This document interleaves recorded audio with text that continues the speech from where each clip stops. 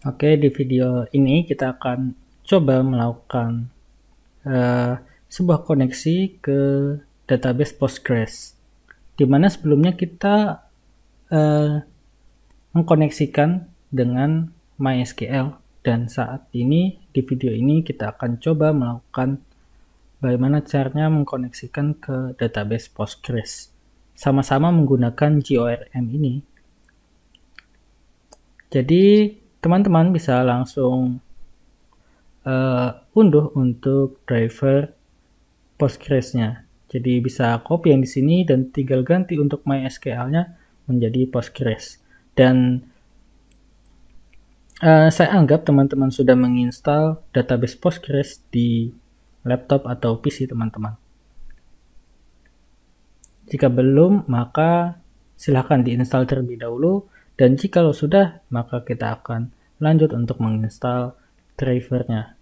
Di sini sudah saya lakukan instalasi untuk driver, yaitu dengan GoGet seperti ini. Kemudian untuk drivernya yang sebelumnya MySQL bisa kita ganti menjadi Postgres. Jika berhasil, maka kita akan dapati di file gomod itu ada yang namanya Postgres seperti ini. Dan lanjut untuk koneksi ke database-nya, kita bisa lihat di sini di mana sebelumnya kita menggunakan MySQL, driver MySQL, dan melakukan koneksi ke MySQL. Dan lanjut untuk koneksi ke database-nya, yaitu ke Postgres. Di sini saya sudah melakukan koneksi ke Postgres. Coba saya delete dulu yang ini. Remove. Oke. Ini MySQL yang sebelumnya berhasil kita lakukan koneksi ke MySQL. Coba saya tambahkan untuk koneksi ke Postgres. Di sini PostgreSQL. Mungkin kita ini Postgres SQL dengan port 5432, di mana jika MySQL itu portnya adalah 3306, jadi kita bisa lakukan 5432 di sini. Jangan lupa kita masukkan untuk user saya di sini namanya Postgres, jadi sesuaikan dengan milik teman-teman, kemudian passwordnya apa. Kemudian untuk database di sini kita samakan dengan apa yang sudah kita buat di MySQL. Di sini GoFiber.com. Oke, jikalau sudah, coba kita tes koneksi, apakah dia berhasil connect. Oke, di sini berhasil melakukan koneksi. Selanjutnya kita oke, dan pastinya di sini akan berhasil terkoneksi. Jadi sesuaikan untuk database yang akan kita gunakan. Di sini MySQL menggunakan GoFiber.com, dan untuk Postgres juga kita gunakan GoFiber.com seperti itu. Jadi kita lihat di bagian publik di sini, public, dia tidak ada isinya, masih kosong. Jadi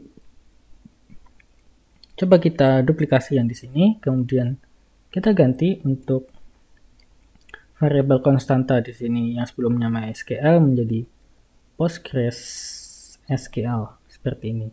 Kemudian untuk DSN-nya kita ganti dengan Postgres, dan untuk melakukan koneksinya agak sedikit berbeda, tapi hampir-hampir mirip sama seperti itu.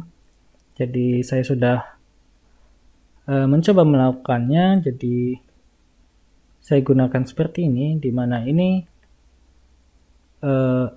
adalah nama atau user dari database kita yang sudah saya assign tadi di bagian sini. Ini Postgres, yaitu sama dengan yang di sini. Kemudian untuk passwordnya di sini karena kosong, maka di sini pun juga kosong. Jikalau ada, silahkan tulis di sini apa passwordnya. Sama dengan MySQL, di sini usernya adalah root dengan tanpa password. Jikalau ada passwordnya, silahkan tulis di sini. Oke, seperti itu. Kemudian jika sudah, jangan lupa untuk bagian open ORM open-nya kita ganti. Yang sebelumnya menggunakan MySQL, di sini kita ganti menggunakan Postgres. Seperti ini. Jangan lupa untuk diimport. Di sini auto import karena saya menggunakan Golang, dan yang tidak digunakan yaitu MySQL sudah terhapuskan. Jadi coba langsung saja kita jalankan untuk main.go-nya. Namun sebelum itu coba kita cek ke bagian database. Di sini masih kosong bagian publik, kita refresh sekali lagi. Dan di sini masih kosong. Dan coba kita jalankan.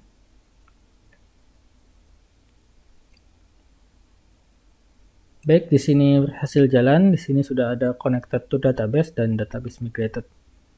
Harusnya kita sudah mendapati beberapa table. Di sini masih kosong, hanya saja itu karena kita belum melakukan refresh. Silakan di refresh. Setelah di refresh, coba kita lihat. Di sini kita sudah mendapati ada 4 tables. Dimana di sini ada books. Dimana books ada kolomnya apa saja sudah dibuatkan. Begitu juga dengan yang lainnya seperti categories, photos, dan users. Selanjutnya kita coba lakukan, kita coba tes ya. Kita coba tes apakah berhasil untuk melakukan request. Kita buka Postman kita sama dengan yang sebelumnya. Coba kita get all from user.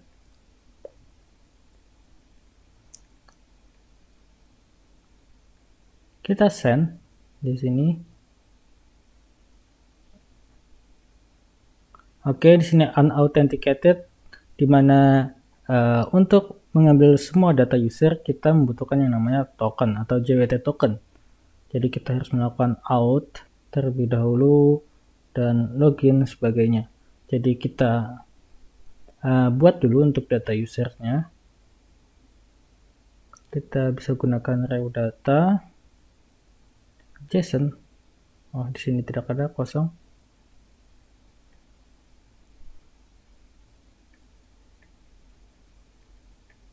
Mungkin bisa kita kopikan yang di bagian sini.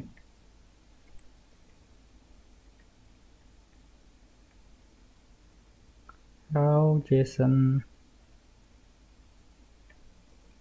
Kemudian kita butuh yang namanya password,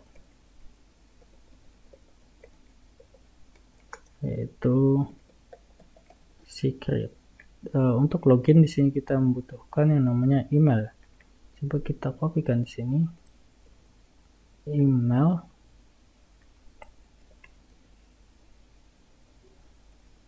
Karena name-nya Mike, kita coba buat Mike juga.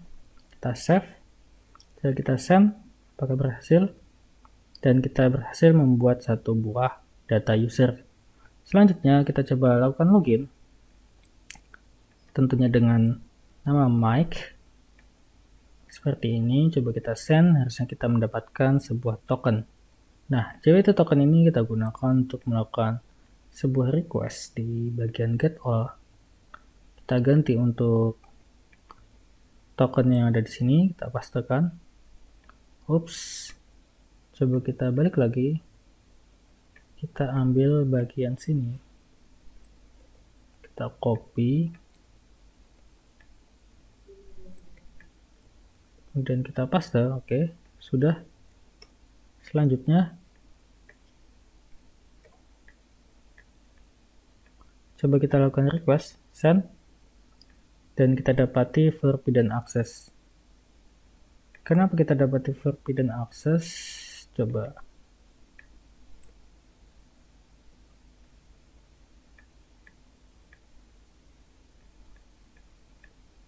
Mungkin kita di sebelumnya mungkin kita melakukan ada role ya, sepertinya. Coba kita lihat ke bagian JWT, dimana kita melakukan generate token. ke bagian request. Coba kita user request, create request. Di sini ada name, email, respond, password.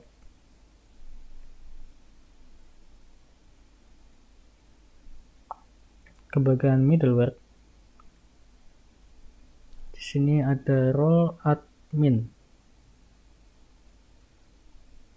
Oh ya, di sini ada role admin. Jadi hanya admin saja yang bisa mengaksesnya. Artinya mungkin ini berhasil ya. Coba untuk get by ID, di mana get by ID ini kita bisa lakukan seperti ini. Send. Oke, get by ID dia tidak di handle dicegah oleh sebuah middleware. Coba kita cek ke bagian root. Di sini untuk user kita dapati dia menggunakan middleware out. Di mana middleware out ini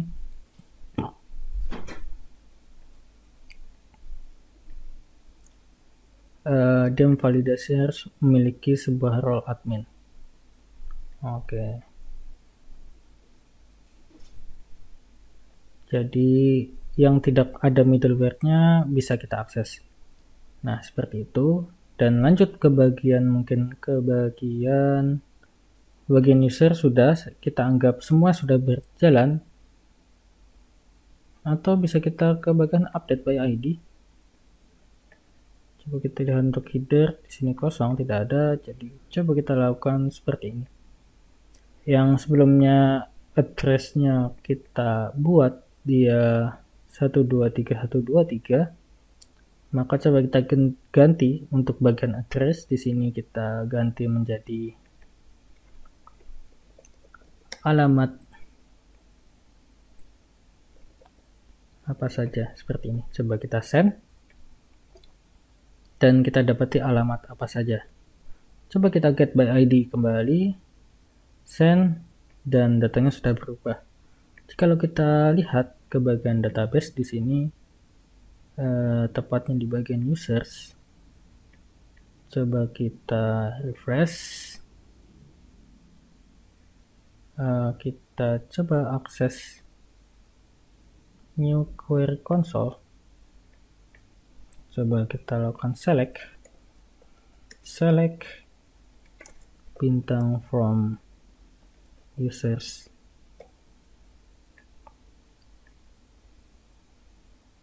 Dan kita dapati satu buah baris data di sini, di mana kita memiliki name, email, password, respond, dan lain sebagainya.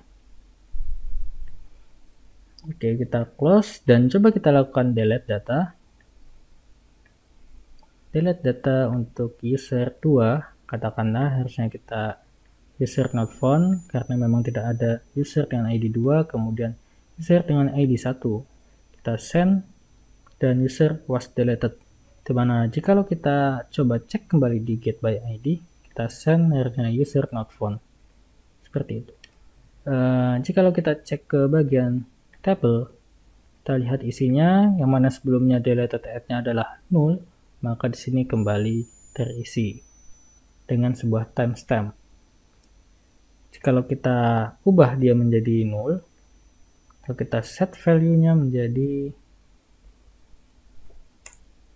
null seperti ini, kita commit atau submit, sudah berhasil menjadi null, kita send kembali, kita get, dan kita akan dapati datanya kembali. Seperti itu. Sama halnya dengan book, seharusnya sudah bisa semuanya. Saya anggap sudah berhasil untuk secara keseluruhan karena data user sudah berhasil masuk. Sisanya hampir sama, hanya saja di bagian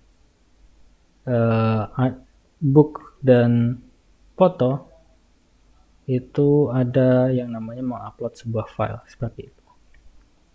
Jadi intinya berhasil terkoneksi dengan database PostgreSQL. Oke, cukup di video ini untuk membahas bagaimana cara melakukan koneksi ke database Postgres. Semoga bermanfaat. Sampai jumpa di video selanjutnya. Terima kasih.